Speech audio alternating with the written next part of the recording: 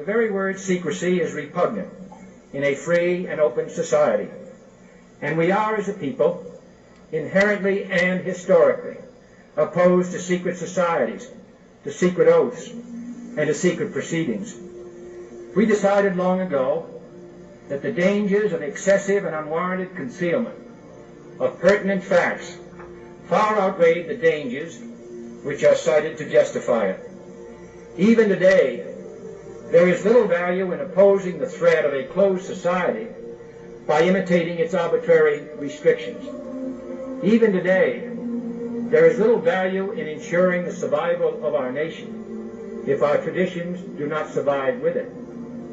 And there is very grave danger that an announced need for increased security will be seized upon by those anxious to expand its meaning to the very limits of official censorship and concealment. That I do not intend to permit to the extent that it's in my control. And no official of my administration, whether his rank is high or low, civilian or military, should interpret my words here tonight as an excuse to censor the news, to stifle dissent, to cover up our mistakes, or to withhold from the press and the public the facts they deserve to know. Don't let anybody make you think that God chose America as his divine, messianic force to be a sort of policeman of the whole world. God has a way of standing before the nations with judgment, and it seems that I can hear God saying to America, "You're too arrogant. You don't change your ways.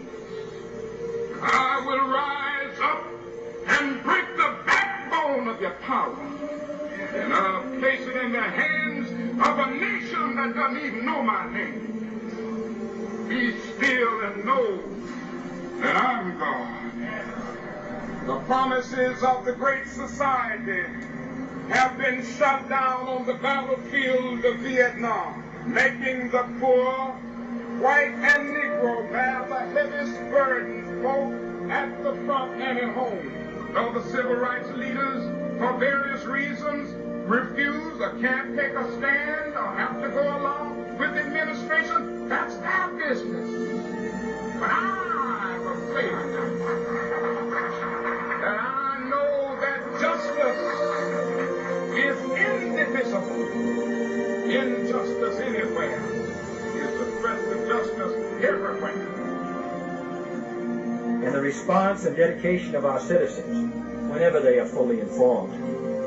I not only could not stifle controversy among your readers, I welcome it. This administration intends to be candid about its errors. For as a wise man once said, an error doesn't become a mistake until you refuse to correct it. We made the wrong diagnosis, we should change the treatment. So we're not making progress there, and we should come home. The weapons weren't there, and we went in under UN resolutions, and our national security was not threatened. We're more threatened now by staying. We intend to accept full responsibility for our errors, and we expect you to point them out when we miss them.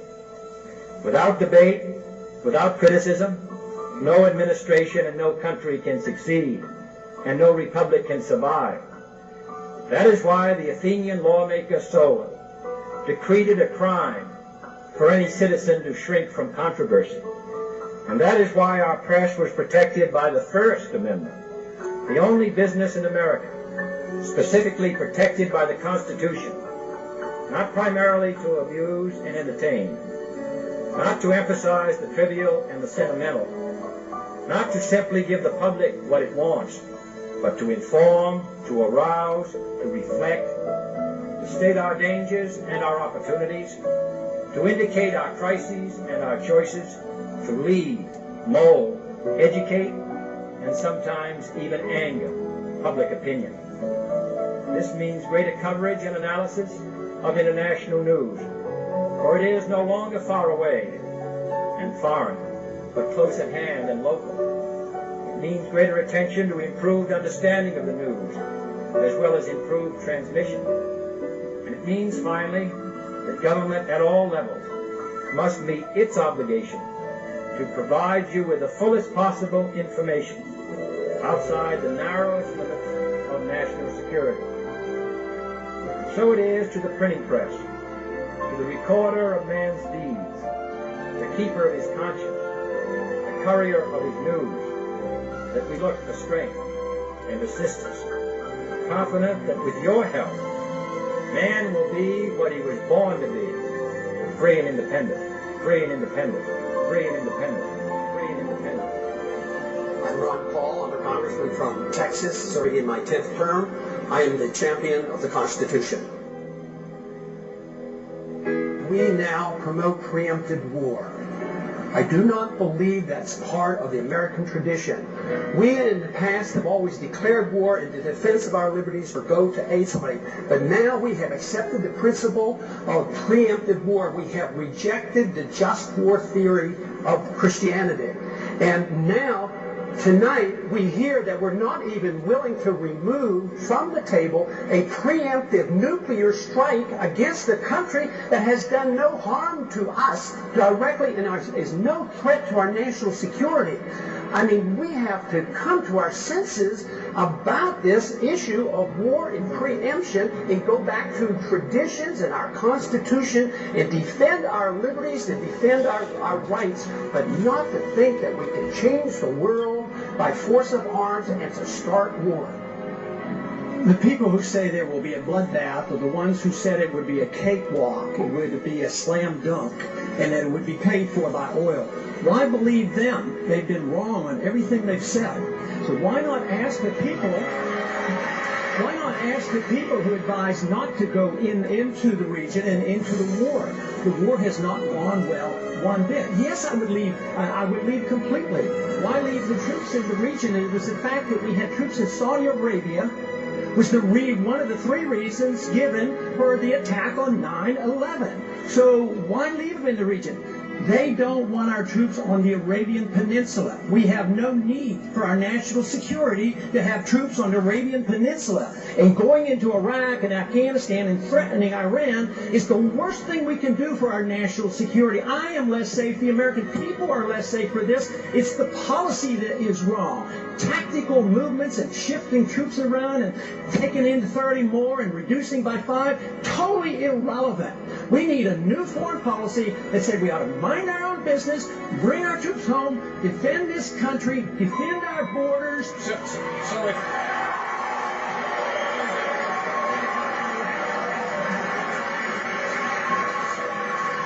Congressman Paul, and I'd like you to take 30 seconds to answer this. You're basically saying that we should take our marching orders from Al-Qaeda. If they want us off the Arabian Peninsula, we should leave? No!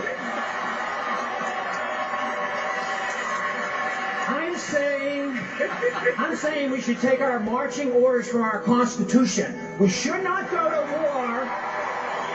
We should not go to war without a declaration. We should not go to war when it's an aggressive war. This is an aggressive invasion. We've committed the invasion of this war, and it's illegal under international law.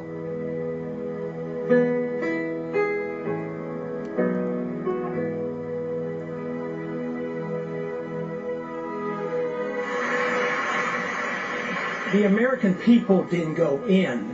A few people advising this administration, a small number of people called the neoconservatives, hijacked our foreign policy. They're responsible, not the American people.